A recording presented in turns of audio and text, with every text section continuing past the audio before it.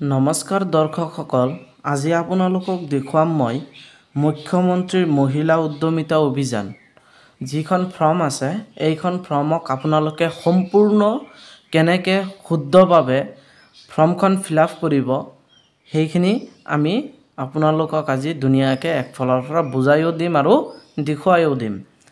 তেনেহ'লে চাওক, প্ৰথমতে এনেকুৱা ফৰ্মখন আপোনালোকে সকলোৱে আপোনালোকৰ পঞ্চায়তৰ পৰা আপোনালোকক সেল্ফ হেল্প গ্ৰুপৰ থ্ৰু দি আপোনালোকক দিছে। যিসকলে সেল্ফ হেল্প গ্ৰুপত অন্তৰ্ভুক্ত হৈ আছে বা সেল্ফ হেল্প গ্ৰুপ আছে সেইসকল মহিলাসকলে এইখন ফৰ্ম পাইছে। এতিয়া সিহঁতক 10,000কৈ টকা দিব আৰু এইখন ফৰ্মৰ লাষ্ট ডেট দিছে যে 3, 4 আৰু 5 মাৰ্চ। ঠিক আছে, এতিয়া আপোনালোকে সম্পূৰ্ণ শুদ্ধভাৱে কেনেকৈ ফৰ্মখন ফিলআপ কৰিব এই ভিডিঅ'টো চালেই আপোনালোকে পাই যাব। প্ৰথমতে চাওক, এইটো আছে মুখ্যমন্ত্ৰী, এই মুখ্যমন্ত্ৰী মহিলা উদ্যমিতা অভিযান আৰু ইয়াৰে আবেদন পত্ৰখনত প্ৰথমতে আপোনালোকে এনেকুৱাকৈ এটা ফটো লগাব, যিখন সদস্যৰ ফৰ্ম এইটো, সেইখন সদস্যৰে এনেকুৱা এটা পাছপোৰ্ট সাইজ ফটো লগাই ল'ব। তাৰপিছত ইয়াতে ক্ৰমিক নং যিটো আছে, ক্ৰমিক নাম্বাৰটো আপোনালোকৰ দিব নালাগে, এইটো এই সেল্ফ হেল্প গ্ৰুপৰ মানুহবিলাকে আপোনালোকক দি দিছে চাগে। এতিয়া চোৱা, প্ৰথমতে 1 নম্বৰটোত কি কৈছিলে যে name of the SHG member, যে সেল্ফ হেল্প গ্ৰুপৰ সদস্যখনৰ নাম আছিলে। তেনেহ'লে যাৰ ফৰ্ম এইখনৰ নাম হৈছে যে মৰিয়ম বেগম, আৰু এইটো কেপিটেল লেটাৰত লিখিব। ঠিক আছে, কেপিটেল লেটাৰ, ইয়াতে স্মল লেটাৰ লিখিব নোৱাৰিব। ইয়াতে কৈ দিছে, মেনশ্যন কৰি দিছে, ইয়াতে কি কৰিব, কেপিটেল লেটাৰত ধুনীয়াকৈ লিখি ল'ব যে মৰিয়ম বেগম।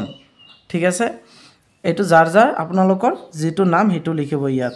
তাৰপিছত চাওক, কৈছে যে SHG নেম, যে আত্মসহায়ক গোটটোৰ নাম কি আছিলে, যে আমাৰ আত্মসহায়ক গোটটোৰ নাম আছিলে ধৰি লওক তাজমহল SHG।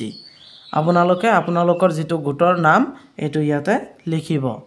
তাৰপিছত 3 নম্বৰটোত কি কৈছে যে আত্মসহায়ক গোটৰ MIS কোড, যে MIS কোডটো এইটো হৈছে যে আপোনালোকৰ যে গোটৰ যিটো ৰেজিষ্ট্ৰেশ্যন আছে সেই ৰেজিষ্ট্ৰেশ্যন নাম্বাৰটো ইয়াতে লিখিব, যে আমাৰ ৰেজিষ্ট্ৰেশ্যন এই সিহঁতৰ যিটো গোটৰ যিটো ৰেজিষ্ট্ৰেশ্যনৰ এইটো আছিলে S342300। এনেকুৱাকৈ আপোনালোককো দিছে যে এনেকুৱা ৰেজিষ্ট্ৰেশ্যন, এইটো আপোনালোকে সম্পূৰ্ণকৈ লিখিব ইয়াতে। তাৰপিছত চাওক কি কৈছে যে মোবাইল নাম্বাৰ, যে মোবাইল নাম্বাৰটো ইয়াত ধুনীয়াকৈ লিখি দিব। ইয়াতে কটাকটি নকৰিব, কটাকটি কৰিলে কিন্তু নহ'ব, এইখন ফৰ্মত কটাকটি কৰিলে এইটো ফৰ্মখন কেনচেল হ'ব। তাৰপিছত চাওক, দিয়া আছে জাতি, কাষ্টটো কোনটো জাতিৰ হয়, আপুনি যে জেনেৰেল হয় নে OBC নে ST নে SC হয়, যিটো হ'ব সেইটোত যে এই বক্সটোৰ ভিতৰতে এটা এনেকৈ ৰাইট চিন দিব।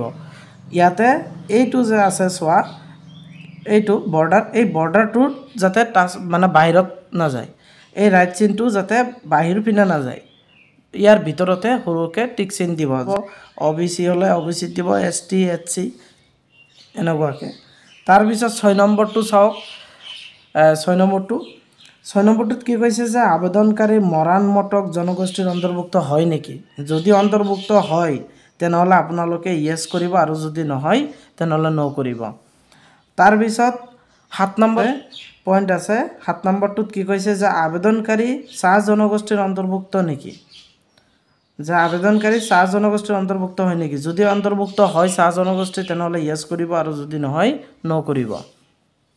8 নম্বৰটোত কি কৈছে, 8 নম্বৰ যে ছেভিং বেংক একাউণ্ট নাম্বাৰ, যে সেইজন সদস্যৰ যে ছেভিং বেংক একাউণ্ট নাম্বাৰ আছে আৰু এইটো আসাম গ্ৰামীণ বিকাশ বেংকৰে হ'ব লাগিব।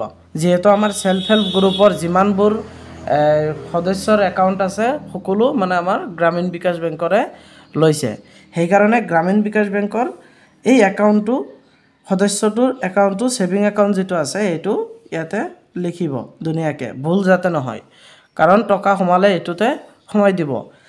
তাৰপিছত চোৱা, বেংক নেমটো আছে আসাম গ্ৰামীণ বিকাশ বেংক তাৰপিছত ইয়াতে কৈছে যে বেংকৰ নামটো কি যে আসাম গ্ৰামীণ বিকাশ বেংক আৰু এইটো কেপিটেল লেটাৰতে লিখিব ধুনীয়াকৈ তাৰপিছত আছে 10 নম্বৰ যে ব্ৰাঞ্চ নেম ব্ৰাঞ্চটো হৈছে এইটো আমাৰ ভগতপাৰা ব্ৰাঞ্চ আপোনালোকৰ যেটো ব্ৰাঞ্চ হ'ব এইটো পাছবুকত ওপৰত থাকিবই লিখা যে ব্ৰাঞ্চটোৰ নেম এইটো আপোনালোকে ইয়াত লিখিব তাৰপিছত 11 নম্বৰটোত কি কৈছে যে IFSC কোড যে এইখন বেংকৰ IFSC কোডটো কি আছে যে এইটো IFSC কোডটো আপোনালোকে বহাব যে PUNB 0RRBAGB তাৰপিছত গাঁওখনৰ ভিলেজখনৰ নাম কি যে এইখন সদস্যৰ ভিলেজখনৰ নাম হৈছে ৰাজা হাউলি ঠিক আছে তাৰপিছত ইফালে আমি যাম এতিয়া চাওক ইয়াতে 12 নম্বৰলৈকে আমাৰ গোটেইখিনি দেখুৱালো প্ৰসেস ইয়াতে চাওক কোনো ধৰণৰ মানে ইয়াতে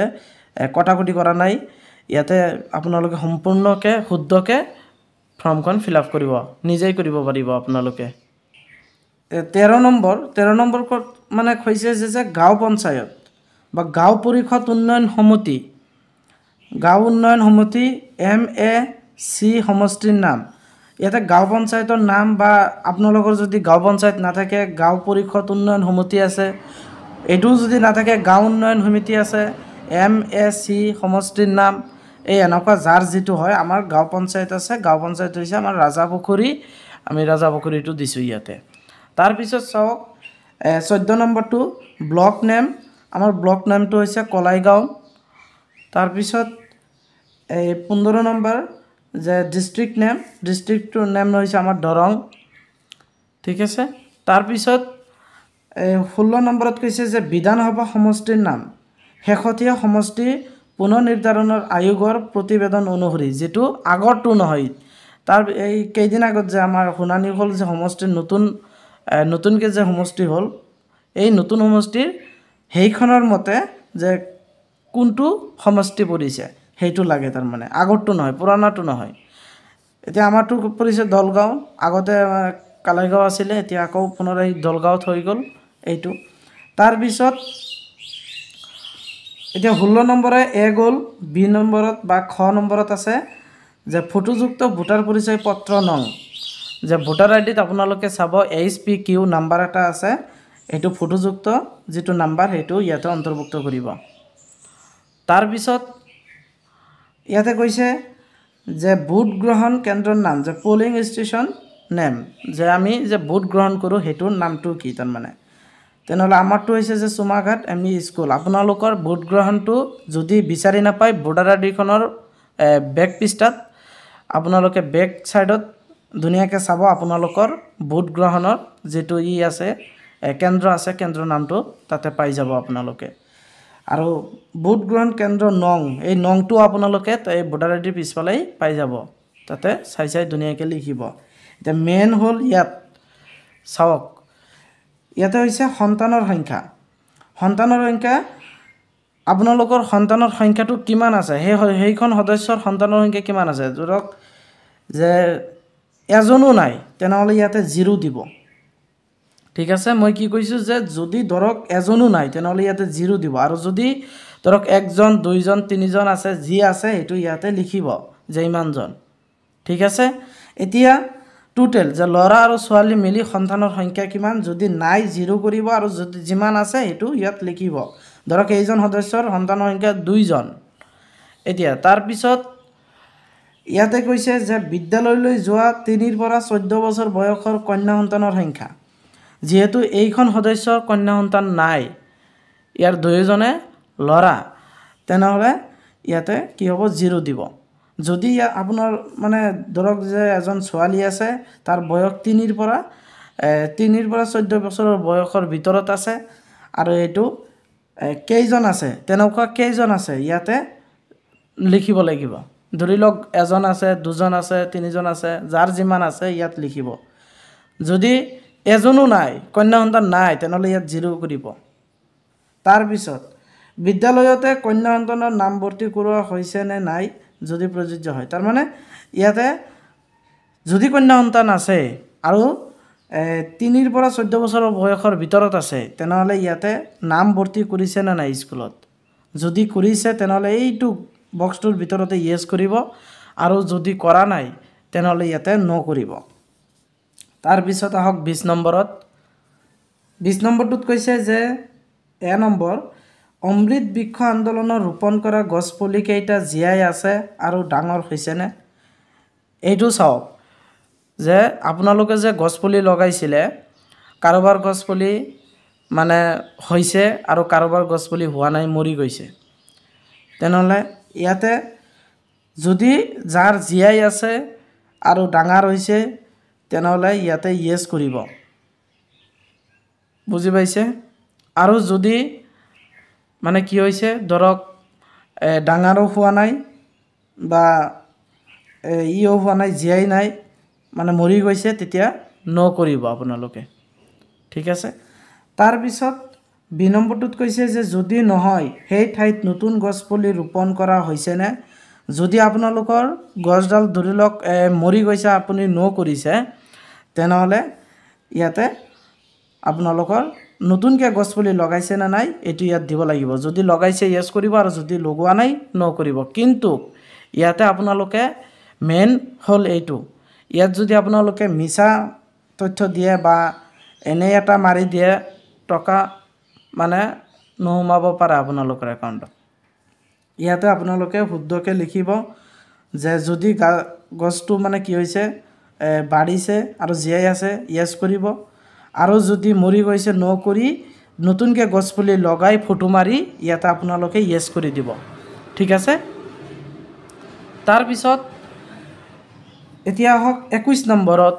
21 নম্বৰটোত কি কৈছে চাওকচোন, যে 2021 চনৰ আগতে লোৱা মাইক্ৰ' ফাইনেন্সৰ ঋণৰ বাহিৰে আত্মসহায়ক গোট, গ্ৰাম্য সংগঠন, মণ্ডল পৰ্যায়ৰ সংগঠন, বেংক বা আন কোনো বিত্তীয় প্ৰতিষ্ঠানৰ পৰা লোৱা যিকোনো ঋণ পৰিশোধ কৰা হোৱা নাই নেকি?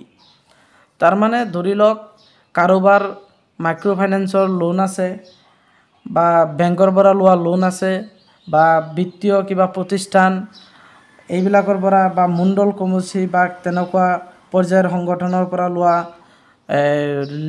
মানে লোন আছে। তেনেকুৱা ধৰণৰ লোন 2021 চনৰ আগতে লোৱা লোন এইটো এতিয়াও মাৰা হৈছে নে নাই? যদি হৈছে তেনেহ'লে য়েছ কৰিব আৰু যদি হোৱা নাই নকৰিব। কাৰণ এইজন মানুহৰ কোনো ধৰণৰ লোনে নাই, এইজন সদস্যৰ লোনে নাই, সেইকাৰণে ইয়াতে একো কৰিব নালাগে, আপোনালোকে এইটো এৰি দিব। ঠিক আছে। তাৰপিছত আহক এইটো 22 নম্বৰ, যে economic activity to be taken up with the fund. আৰু এইটো কি কৈছে যে পুঁজিৰ দ্বাৰা গ্ৰহণ কৰিবলগীয়া অৰ্থনৈতিক কাৰ্যকলাপ। এতিয়া অৰ্থনৈতিক কাৰ্যকলাপ মানে কি আপোনালোকক মানে অলপ বুজাই দিওঁ। অৰ্থনৈতিক কাৰ্যকলাপ মানে হৈছে ধৰি লওক যে আপুনি ধৰি লওক আপুনি টিউশ্যন কৰাই,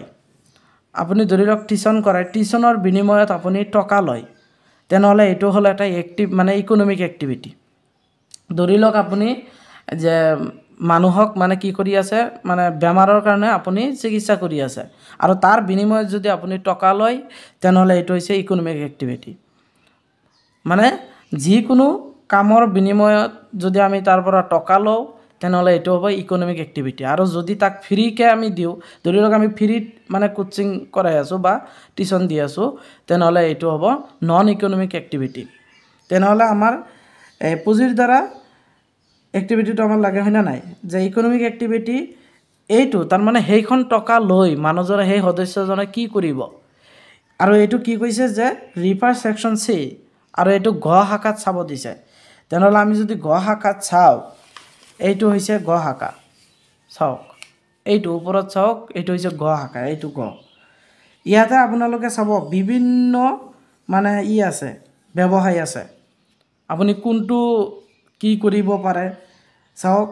ইয়াতে প্ৰথমতে আছে দুগ্ধজাত সামগ্ৰীৰ ব্যৱসায়, ছাগলী পালন, গাহৰি পালন, ঘৰুৱাভাৱে পশুপালন, ব্ৰইলাৰ পালন, হাঁহ পালন, মীন পালন, মৌ পালন। আপুনি সেইখিনি টকা লৈ কি কৰিব বিচাৰে?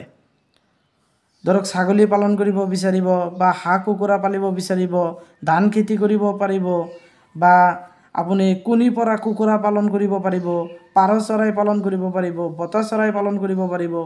তাৰপিছত দুগ্ধজাত সামগ্ৰী ব্যৱসায় কৰিব পাৰিব, গাহৰি পালন কৰিব পাৰিব। মানে এভৰিথিং যি আপোনাৰ হয় ইয়াতে বহুতখিনি আছে। ইয়াতে আপোনালোকে ইয়াৰ পৰা যিটো কৰিব সেইখিনি টকা লৈ সেইটো ইয়াতে কি কৰিব লাগিব, বহাব লাগিব। ধৰি লওক এইজন সদস্যই কি কৰিব, ফাৰ্টিলাইজাৰ শ্বপ মানে সাৰৰ দোকান কৰিব, তেনেহ'লে সাৰৰ দোকানত এইটো যাব। বুজি পাইছে? এতিয়া ঘোষণা ডিক্লাৰেশ্যনটো দিব লাগিব, আপোনালোকৰ ডিক্লাৰেশ্যনটো দিব লাগিব। চাওক এতিয়া ইয়াত কৈছে যে মই শ্ৰীমতী যাৰ নাম, সেইখন সদস্যৰ নাম ইয়াত লিখিব, মৰিয়ম বেগম ইয়াতে সেইখন সদস্যৰ নাম, যে ইয়াৰ স্বামী বা পিতৃ, যে ইয়াতে স্বামীৰ নামটো হৈছে ধৰি লওক আতৱাৰ ৰহমান। তাৰপিছত ইয়াৰ দ্বাৰা ঘোষণা কৰিছোঁ যে ওপৰত প্ৰদান কৰা তথ্যসমূহ মোৰ জ্ঞান আৰু বিশ্বাস অনুসৰি সত্য। বুজি পাইছে? তেনেহ'লে ইয়াতে মানে এটা ডিক্লাৰেশ্যন দিছে। কিহৰ কাৰণে ডিক্লাৰেশ্যন দিছে? এইটো যে মই ঘোষণা কৰিছোঁ যে চৰকাৰৰ পৰা লাভ কৰা পুঁজি মই দাখিল কৰা ব্যৱসায়িক পৰিকল্পনা অনুসৰি মানে ব্যৱহাৰ কৰিম। মানে আপুনি এইখিনি টকা যে ব্যৱহাৰ কৰিব তাৰ এটা আপোনাৰ মানে চহী লৈ আছে, এইটো মানে ডিক্লাৰেশ্যন দি আছে আপুনি, যে কণ্ডিশ্যন ফুলফিল কৰি আছে, যে মই ঘোষণা কৰিছোঁ যে ওপৰত যিকোনো তথ্য ভুল প্ৰমাণিত হ'লে চৰকাৰৰ পৰা লাভ কৰা পুঁজি ঘূৰাই দিয়াৰ বাবে মই দায়বদ্ধ হৈ থাকিম। যদি আপুনি কিবা মিছা তথ্য ইয়াতে ইনক্লুড কৰে তেনেহ'লে সেইটো আপোনাৰ ইয়াতে চহী ল'ব চৰকাৰে, যে মানে এইটো আপোনাৰ পৰা টকাখিনি ঘূৰাই ল'বৰ বাবে। বুজি পাইছে? তেনেহ'লে ইয়াতে লিখিব তাৰিখ, কিমান তাৰিখত ফৰ্মখন ফিল আপ কৰিছে আৰু স্থানটোৰ নাম লিখিব, আৰু ইয়াতে আবেদনকাৰীৰ স্বাক্ষৰ, ছিগনেচাৰ অফ এপ্লিকেণ্ট, এই ওপৰেদি ধুনীয়াকৈ ছিগনেচাৰ ল'ব সদস্যখনৰ, আৰু নামটো ডাঙৰ ফালেৰে ইয়াতে লিখি দিব। ঠিক আছে? তাৰপিছত এতিয়া সংকল্প পত্ৰত আহক। সংকল্প পত্ৰ এইটো হৈছে সংকল্প পত্ৰ 1। ইয়াৰ দ্বাৰা মই শ্ৰীমতী নামটো লিখিব মৰিয়ম বেগম, পিতা বা স্বামী, যদি স্বামী হয় স্বামী, পিতা বা পিতা হ'লে পিতা ইয়াতে সৰুকৈ টিক মাৰ্ক দি লিখি দিব। যে আতৱাৰ ৰহমান, বয়স সেইজন সদস্যৰ বয়স হৈছে 31 বছৰ। আপোনালোকে ডেট অফ বাৰৰ পৰা এইটো ওলাই ল'ব বয়সটো, যে কিমান তাৰ বয়স এতিয়া ইমান বছৰ। এইটো কমা দি লিখিছে ডেজ আত্মসহায়ক গোটৰ, ইয়াতে লিখিব সেইখন আপোনালোকৰ যাৰ যাৰ যিটো গোটৰ নাম সেইটো লিখিব। আমাৰটো কি, যে তাজমহল আত্মসহায়ক গোটৰ এগৰাকী সদস্য আৰু মোৰ MIS কোড এইটো লিখিব, যে গোটৰ যিটো ৰেজিষ্ট্ৰেশ্যন এইটো ইয়াত লিখিব, যে S342300 আপোনালোকৰ যিটো আছে সেইটো লিখিব। তাৰপিছত মই দ্ৰুততাৰে আৰু শুদ্ধ অন্তৰেৰে ঘোষণা কৰোঁ যে, ইয়াতে মানে আপুনি ইয়াতেও মানে কি হ'ব, সাক্ষী হিচাপে বা আপুনি প্ৰমাণ হিচাপে আপোনাৰ চহী ল'ব। এইবিলাক কণ্ডিশ্যনখিনি আপোনালোকে পঢ়ি ল'ব, যে আপোনাৰ ইয়াতে কি আছে, যে কন্যা সন্তানক আপোনালোকে স্কুলত দিছে নে নাই, যদি বয়স হোৱা নাই দিব, বয়স হ'লে এনেকুৱা ধৰণৰ কণ্ডিশ্যন আছে। তাৰ বাবে আপোনাৰ ইয়াৰ এটা ছিগনেচাৰ ল'ব, আৰু ইয়াতে আবেদনকাৰী চহীটো ওপৰেদি ধুনীয়াকৈ লৈ ল'ব।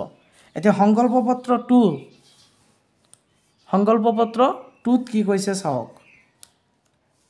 ইয়াতেও আকৌ এইটো এনেকৈ লিখিব, যে নামজন শ্ৰীমতী আৰু স্বামী, এইটো ইয়াতে সৰুকৈ টিক মাৰ্ক দি এইটো লিখিব, যে স্বামীৰ নাম, বা পিতা হ'লে পিতাৰ নাম লিখিব। বয়স তাৰ 31 বছৰ, আৰু তাজমহল আত্মসহায়ক গোটৰ এগৰাকী সদস্য, আৰু মোৰ MIS কোড হৈছে ইমান।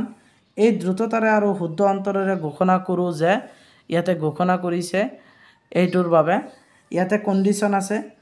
ইয়াতে কেনেকৈ মানে পিছপৰা মহিলা কেনেকৈ মানে চৰকাৰে আগুৱাই ল'ব বিচাৰিছে সেইটোৰ ওপৰত আপোনালোকে ইয়াতে মানে আপোনালোকৰো চেষ্টা অলপ আছে, তেনেকুৱাকৈ ইয়াতে চহী আৰু সাক্ষী হিচাপে আপোনালোকৰ দিব লাগিব।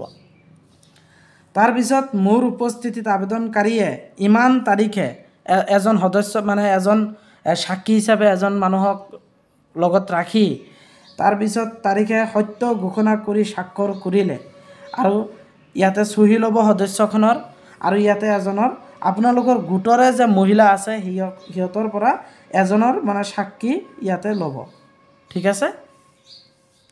তাৰপিছত এইখিনি আছিলে এইখন ফৰ্মৰি, আৰু এইফালে কিবা আছে নেকি চাওঁ।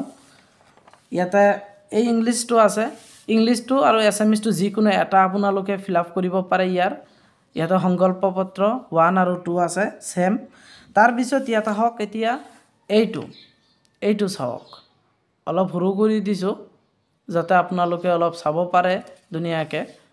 ইয়াতে চাওক, ইয়াতে লিখা আছে যে অমৃত বৃক্ষ আন্দোলনৰ অংশৰূপে ৰোপণ কৰা পুলিকেইটাৰ ফটো, যে আপোনালোকে যে গছপুলি ৰুইছিলে সেই গছপুলিৰ ফটোটো ইয়াতে অন্তৰ্ভুক্ত কৰিব। আৰু এইটো নোট কেমেৰা দি, যে লোকেশ্যন কেমেৰা দি আপোনালোকে ইয়াতে দুটা ফটো ল'ব, দুটা গছৰ। চাওক, এইটো এটা গছপুলি আৰু এইটো এটা গছপুলি, বেলেগ বেলেগ ঠাইত গছপুলি দুটা ৰোপণ কৰিছে। আৰু এই দুটা গছপুলি ইয়াতে ধুনীয়াকৈ কৰিছে। আৰু এইটো ফটোখনত বহুতে মেছেজ কৰে যে ছাৰ ৱাইট আৰু হাইটটো দিম কিমান ফটোৰ, তেনেহ'লে আপোনালোকে ৱেইটটো দিব, যে ৱেইটটো দিব আপোনালোকে 8 চেণ্টিমিটাৰ। মনত ৰাখক, 8 চেণ্টিমিটাৰ হৈছে ৱেইট। আৰু এই ওপৰ পিনে যিটো হাইট আছে সেই হাইটটো দিব 10.5 চেণ্টিমিটাৰ। ঠিক আছে। তাৰপিছত এতিয়া এইখিনি আপোনালোকে পঢ়ি ল'ব যে আঁচনিখনৰ লক্ষ্য কি আছিলে, এম কি, আঁচনিখনৰ পৰ্যায়ক্ৰমিক ৰূপায়ণ কি হ'ব, আৰু ইফালে মানে বাছি ল'ব পাৰে কেনেকৈ, এইটো আছে, বা কেনেকৈ ছিলেক্ট কৰিব। আৰু ইয়াতে আপোনালোকে চাব পাৰে, বিভিন্ন ধৰণৰ ব্যৱসায় চাব পাৰে, কোনটো আপোনালোকৰ কৰিব সেইটো তাতে মই দেখুৱাই দিলোঁ, কৰিব এইটো। আৰু ইয়াতে যোগ্যতা, এলিজিবিলিটি আছে, আপোনালোকে এইটো পঢ়ি ল'ব ক্ৰাইটেৰিয়াখিনি। তাৰপিছত বাছনি সমিতি আছে, চিলেকশ্যনছ কমিটি আছে, এইটো অলপ পঢ়ি ল'ব। ঠিক আছে, আজিৰ ভিডিঅ'টোত এইখিনিয়ে। যদি ভিডিঅ'টো ভাল লাগে আপোনালোকে লাইক, শ্বেয়াৰ আৰু কমেণ্ট কৰিব। ঠিক আছে, সকলোকে মোৰ তৰফৰ পৰা সকলো মোৰ ভিউৱাৰ্ছলৈ থেংক ইউ জনাইছোঁ। ধন্যবাদ।